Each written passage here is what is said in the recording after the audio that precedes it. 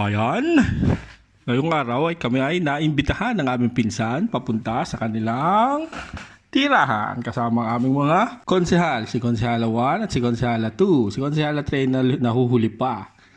Ayan na nga, punta na kami sa may metro, papunta sa...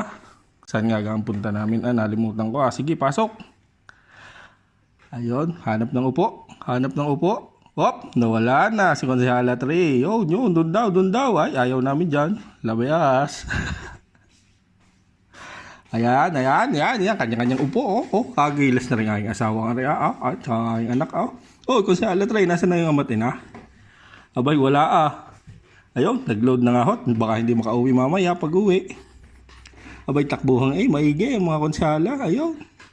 Go, kadal na lang aking Konsehala 1. Ano kang pinagsasabi? Go. Isa. Hop. Si swimming daw siya.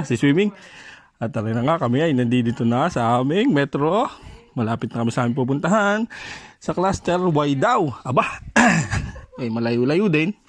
At tara nga, ikapogi ko ang aking ate at saka ang pamangkin ay. Hop.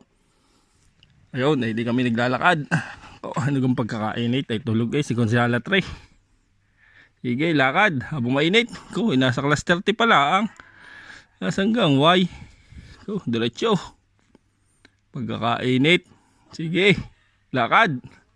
X na rin. Kasunod na daw.